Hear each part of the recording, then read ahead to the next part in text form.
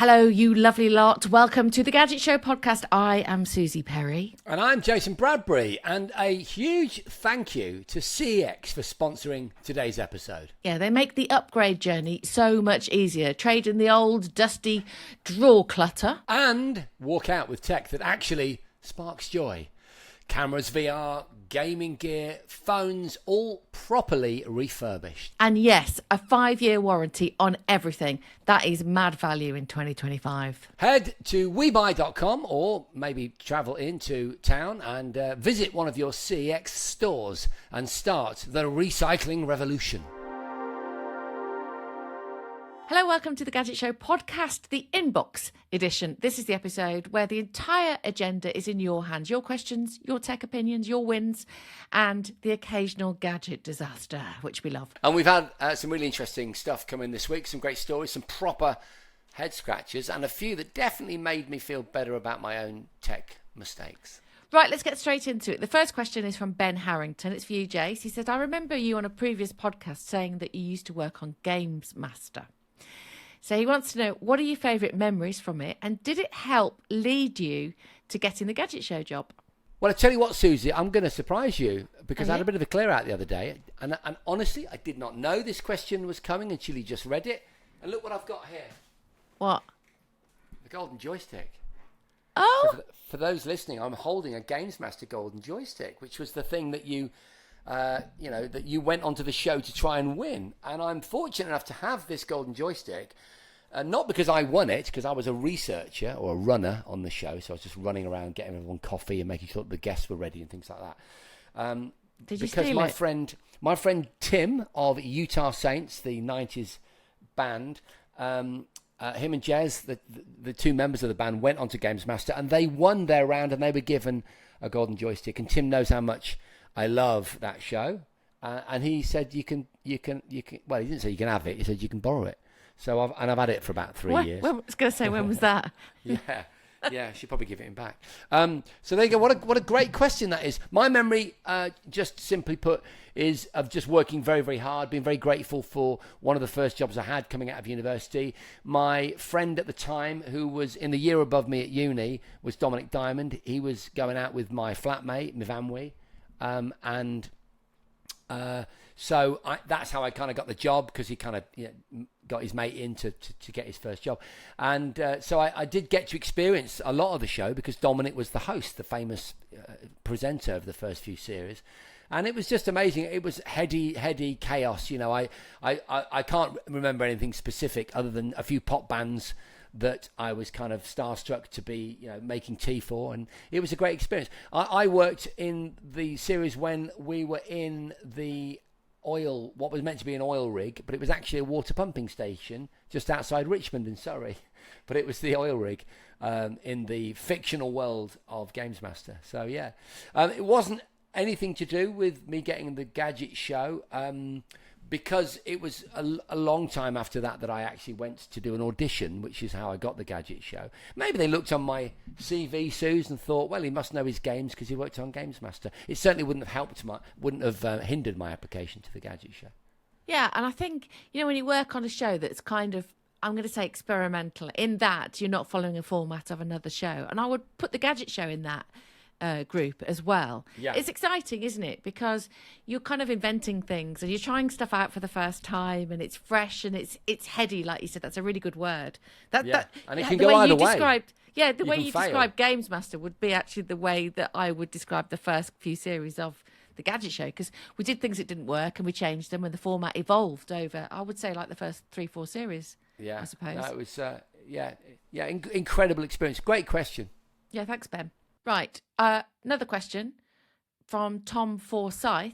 Which company do you trust the least in tech right now?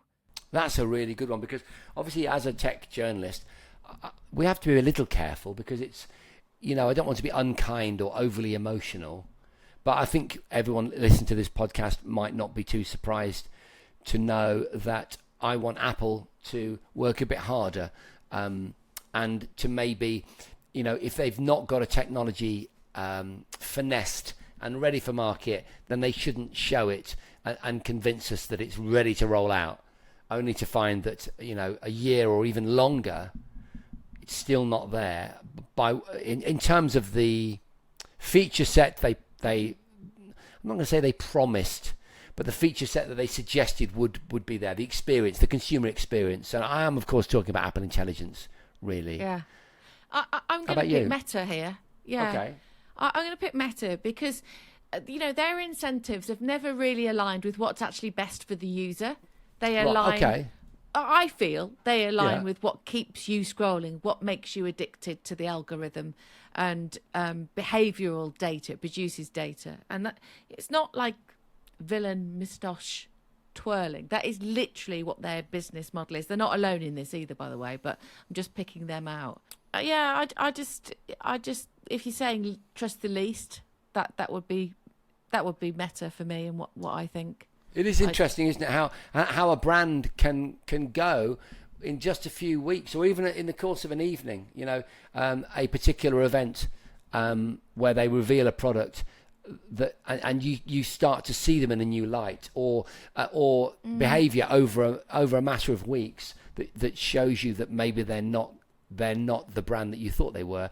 And I would argue that I drive a Tesla, and I'm a big fan of Elon Musk. I think he's an important historical figure, but there's no question that he has definitely changed the mind of a lot of consumers because of his involvement with the US government. And I'm not making a qualitative statement on that, or an opinion on it. I'm merely saying it's a fact that brand suffered massively through that period. And so you could possibly put Tesla into that bracket. Certainly, a lot of people I know would not buy a Tesla anymore. I'm not in that camp. I'll just put my cards on the table. I think it's an amazing car, our Tesla. But yeah, I totally understand why people have an issue with Elon and the stuff that he does. Here's a question from Raj Patel. Thank you so much for your question. He says, has retro officially become more fun than new tech? I think, Raj, that it might be related to what we were just talking about, that the sort of polish on the brands and the relationships that we used to have has been somewhat dulled, and that now we're in a less naive moment in our tech evolution. We sort of understand what they're in it for. A lot of these startups run a business model where they offer services for free, don't they? That was Google initially. They offer services for free, and they might offer those services for a couple of years, and they're running on venture capital until they get you, and then they work out that what their business model might be, and then they start to charge. That's definitely the case for me with a lot of cloud services that have started charging me, because now I've filled my capacity up with pictures of my kids, and I feel a kind of pressure to pay a monthly fee now, whereas before it was next to nothing. With retro, well, it's just fond memories, isn't it? It's fond memories because they didn't have these software as a service or cloud-based service models. You just bought a piece of hardware, you took it home and you plugged it into your telly and played Space Invaders on it. So I think there's a simplicity, Suze, to retro, which is why it feels, as you say, Raj, more fun than new tech in part. You know what you're getting, don't you, with retro? Yeah. Your device is sort of complete, and there's a sort of purity to it, I suppose, and also games as well. A lot of games have pushed their luck. See, it is a thing. Like, this is real. Like the previous question about the muddying of our relationship with tech companies actually is much broader. There are so many examples. Now I come to think of it. In the context of gaming, the micropayments.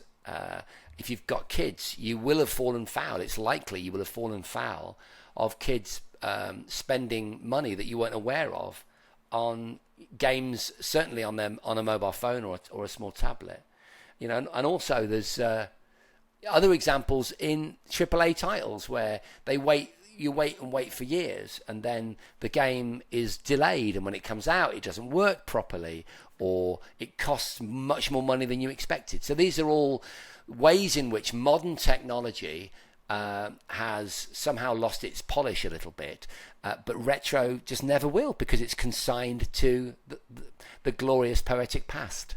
I wonder how much of it is nostalgia for our sort of age group because obviously that is always glorious. We all need nostalgia more than ever now. It's it's a certainty when you pick up the Sony Walkman, for example, and put a cassette in it and play it.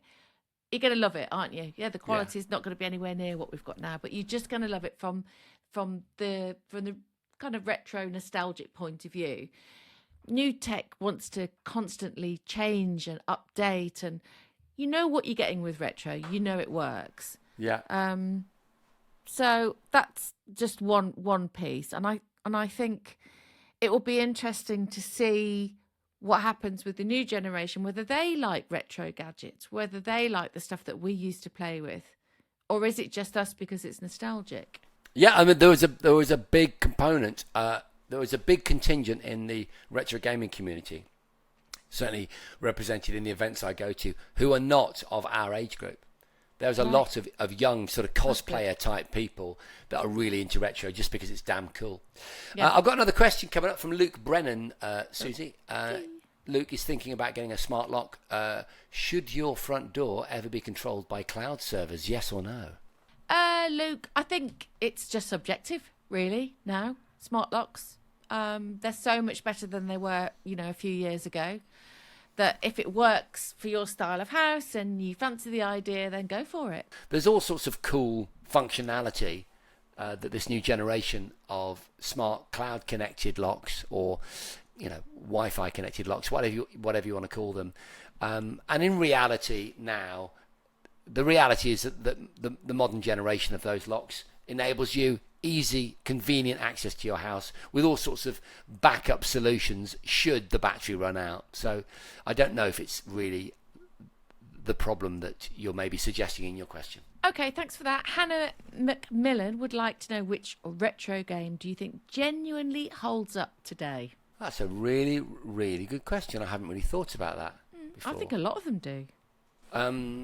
So when you say holds up, Hannah, I'm going to assume a kind of broad definition of that. So meaning can pull you in, can let you forget your troubles and make you and some friends maybe not just for like a one-off game. Maybe that can pull you in so you sit there playing it. Like Mario Karts? Yeah. Mario Karts, I mean, and not even the modern one for the Switch 2, which is absolutely incredible. Any Mario Kart game. So I could play Mario Kart on an N64, and I think you'd absolutely love it. I would say the same about multiplayer Doom. I played multiplayer Doom on the first generation Xbox at Play Expo in Blackpool a few weekends ago. And all of us that had gone to the show, me and my mates, there was about 8 of us who all met there. We played it for about half an hour. We're completely absorbed by the process. It's incredible. It was an incredible experience. So that is the perfect example. Maybe the Sonic franchise. Sonic 2, yeah, you could throw that in Sonic now, 2, yeah. good choice. Yeah, I mean, they've thrown it out there and it still holds water, doesn't it? So that's a good one. Yeah, I agree. I think, a lot of people are experiencing Sonic 2 for the first time and not noticing that actually it's a retro title. It's just a really good playable game. Yeah, so that's a great question. I hope that we've given you some answers, Hannah. Let us know what your favourites are. I've got a question, Susie, from Adam Fletcher. Yeah. He says, how has presenting MotoGP changed since you first started? Well, televisions aren't black and white anymore, so that's changed. Really? Oh, my goodness. Well, this is my 29th year, so everything has changed. Wow. I'm not sure whether you mean in terms of presenting or whether you mean in terms of the actual tech of motorbikes. I'll just touch on a few little things then that are different. So they used to have to wait till the bikes completely came in before they can get any data from them at all. In fact, when I first started, I'm not even sure how much data they could get. Now everything is driven by data. I mean, it's incredible, and it can be taken directly as the bike's out there. So they're working on those mappings all the time. The mappings are basically different settings for the bike, so the rider can change the settings as they'll basically calculate what they think the bike needs in terms of tires and everything else, and all the all the electronics on the bike, and as the race unfolds, the rider can change the mapping, so it might enable them to be able to open the throttle a bit more towards the end, or not, depending on what the mapping is. So those are different. The camera work is different in terms of the onboard stuff. So I think in MotoGP, their onboard technology has always been at the bleeding edge, and I think Formula One have actually copied MotoGP. So they've worked really hard on that, and they have things like little chase cams on the bikes. So the bikes are doing the filming work for you, so they can film the other bikes. In terms of presentation, my talkback is completely different. I mean, obviously I started in 1997, so it would have been so different. I bet if I heard it now, I probably wouldn't be able to function with it. But the way that we deliver our pictures are so different, so much cleaner, so much crisper. The sound as well.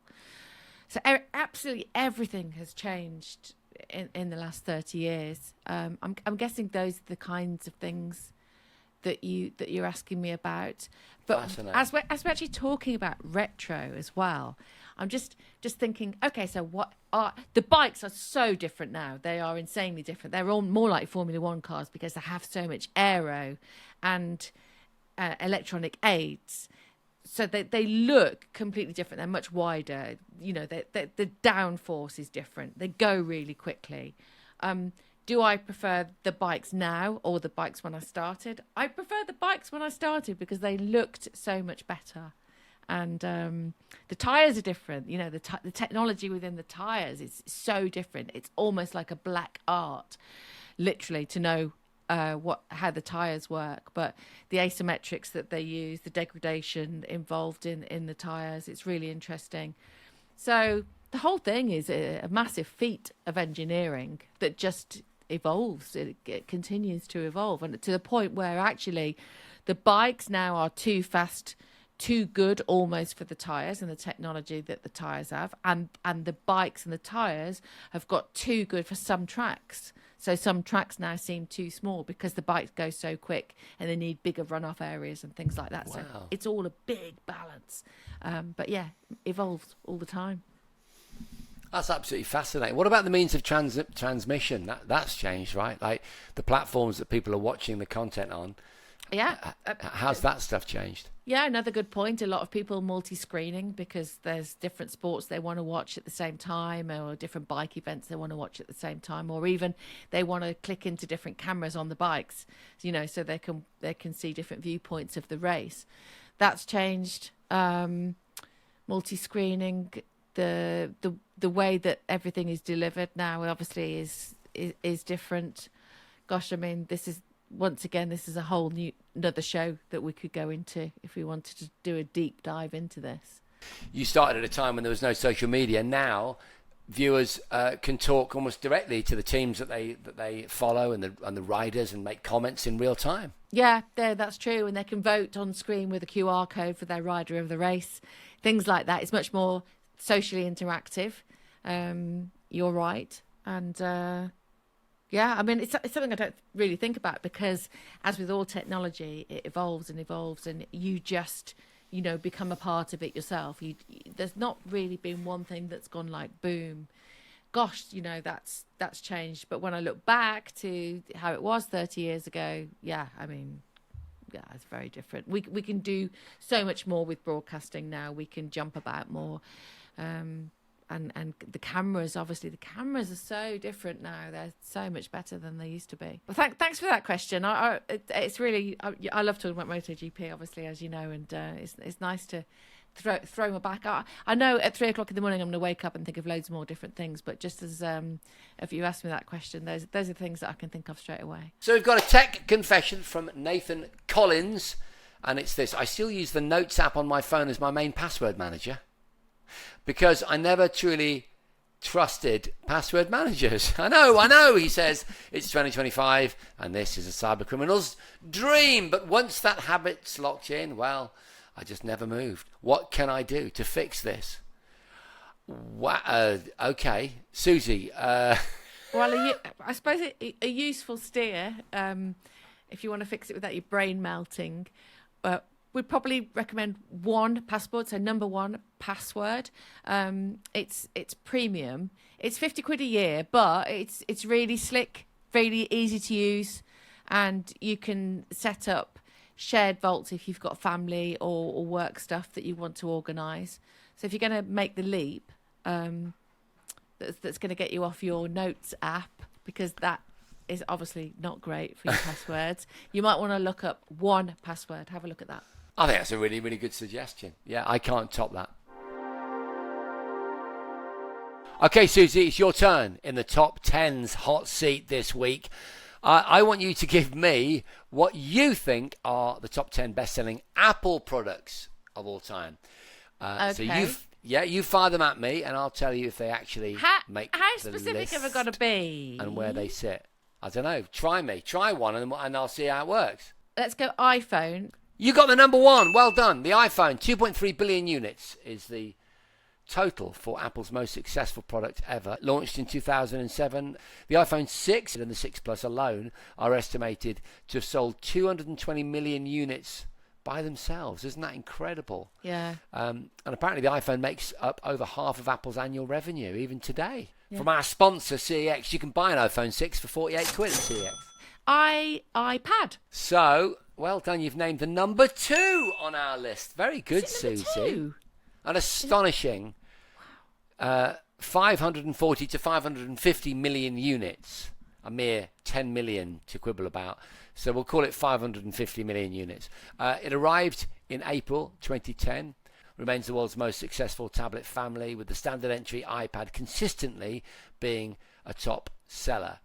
And now, if you had the original iPad, or rather, if you wanted the original iPad, and you wanted to get it from CX, it would only cost you 20 quid. Do you know, this is all amazing, because I remember when it came out and it got launched, there was a lot of questions about why do we need it? Well, yeah, I remember our executive producer on the Gadget show initially wasn't a fan. And I loved it. I was like, this is exactly what I need, a computer I can just put in my bag and not have to haul a laptop around with me.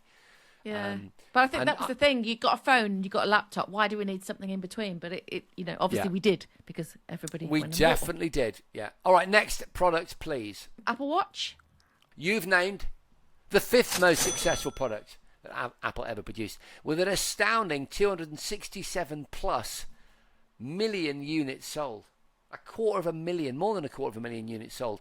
It landed with us in April of 2015. This is incredible. By 2019, Apple was selling more watches per year than the entire Swiss watch industry combined. Really? And yes! It's its 10th anniversary this year.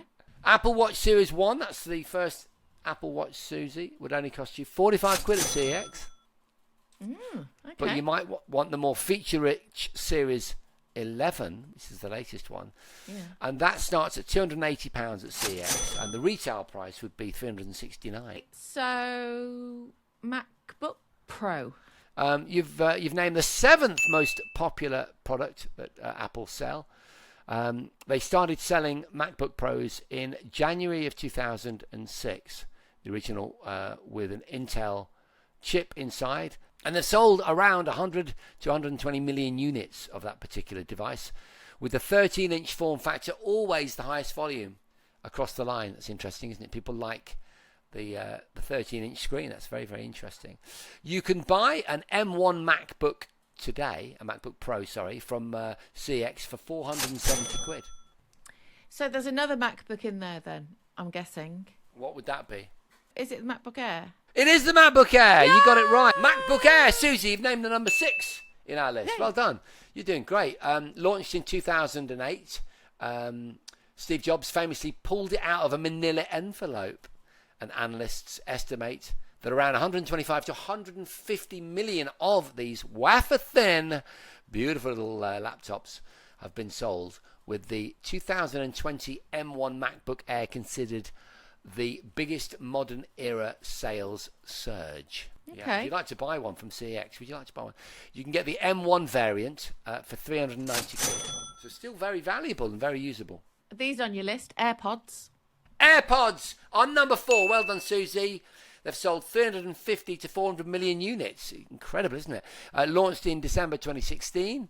The AirPods Pro are the best-selling models in the range, and AirPods revenue has been repeatedly estimated as being in the same scale as Spotify's entire business. Wow, that's amazing, isn't it? Yeah. You can get a first-gen pair for as little as 65 quid from CEX. Number 3 I'm looking for, is it iPod? Is it the iPod range, including like all of the iPods, all the generations and the shuffles and everything? Number 3! Yay! I With used to love a combined shuffle. sales across the range, including the Nano and the classic iPod and all the rest of it, 450 million units. So, released in 2001, wow, the iPod family sold nearly 450 million units across its lifetime. The Nano was the most common version for mainstream consumers, and it was the bridge product that financially carried Apple right up to the iPhone era. How beautifully done.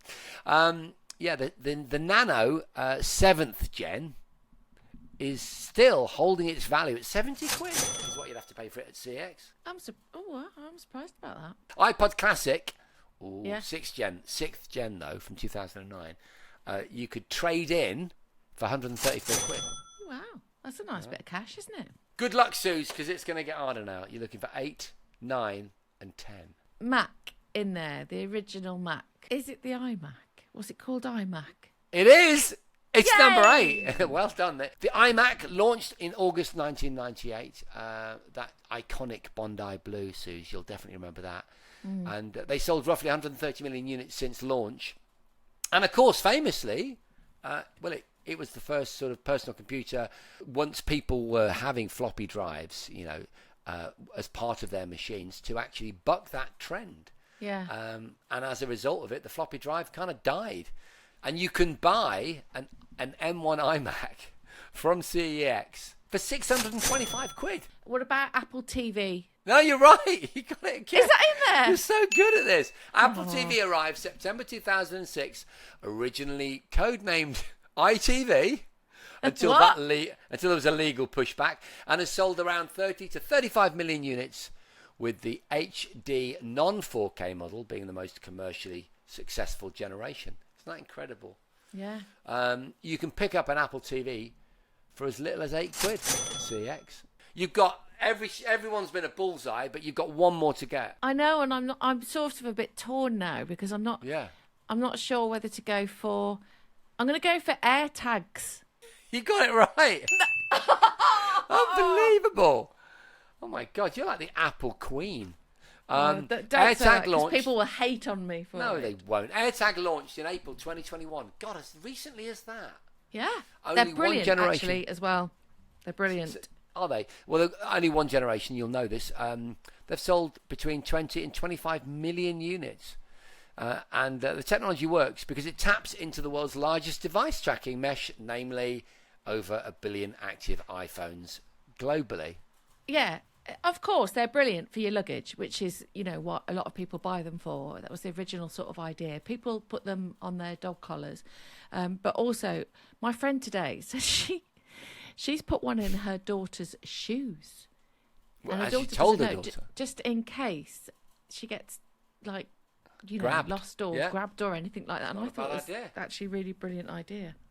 Do you want to know how much you'd pay 35 quid roughly retail, but you can get them for 22 quid at CX. So that's a good thing, isn't it? I was getting down to Apple Vision Pro, and I thought, no, there's not many of them surely sold. Not. Brilliant. That's 100%. That's extraordinarily well done. Thank you very much. And that's a wrap for this week's Inbox edition. Thank you so much for your questions. Please keep them coming. Please keep your stories coming. Your gadget humiliation, things that you don't tell your mates, but you can tell us. Yeah, obviously you can just tell us and then we'll tell the entire world.